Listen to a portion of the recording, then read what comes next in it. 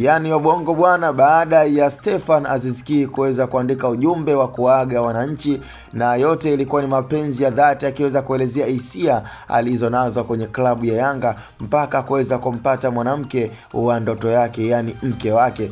Yani kiuhalisia bwana, kulikuwa na picha ambayo ilikuwa na trendi, na nafikiri kama unavyojua Obongo kupenda ujinga na kwa kusambaza ujinga. Yani picha hiyo kiuhalisia inayomuonyesha Stefan Aziz Ki akiwa na mama yake mzazi pamoja na Hamisa Mobeto. Yani sasa ni picha ambayo ilionekana kabisa imezua gumzo baada ya watu kumfananisha 100% yeye na mama yake mzazi. Yani kuanzia mdomo, sura, yani kila kitu Stefan Aziz Ki ni 100% amefanana na mama yake mzazi. Na kama unavyojua Bongo tena, baada ya kunasa picha hiyo ikaanza kusambaa katika mitandao ya kijamii, yani kila mmoja akiwa na emoji zake za kucheka na akiweza kufurahi. Na kiuhalisia nafikiri ni the way jinsi ambavyo tu Stefan Aziz Ki ameweza kufanya makubwa leo hii, na mpaka this time around ni kwamba tunaamini Burkina Faso na Tanzania sasa hivi ni kama nchi moja, kwa sababu tayari mwamba ameoa kwetu. Kwa hiyo ni Burkina Faso versus Tanzania, na ni swala ambalo pia kwa sasa hivi kila mmoja imekuwa akimwombea na kumtakia heri sana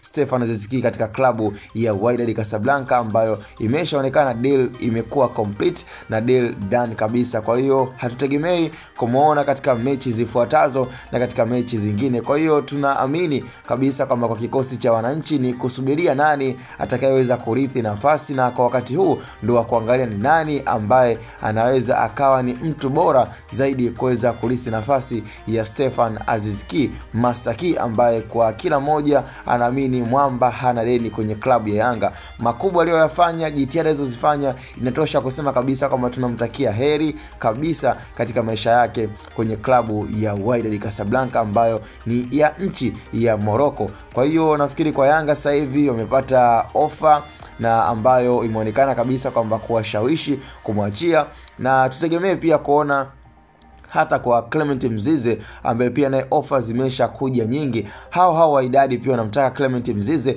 ila bado Yanga hawajakunjua roho na kufikia kwenye bei wanayoitaka, kwa sababu kwa mwamba Stefan Aziz Ki ameuzwa kwa thamani ya bilioni 1.8, lakini kukumbushe aliweza kununuliwa kwenye klabu ya ASEC Mimosas kwa thamani ya shilingi milioni 500. Kwa hiyo kuna faida ya bilioni 1.3 kwa klabu ya Yanga. Kwa hiyo hakuna hasara, bali ni faida tele kwa tele. Sasa tuangalia kwa Clement Mzize itakuwaje. Sema nafikiri mchongo ndo upo kama hivyo. Tukutane kwenye comment. Ni Hatboy Media.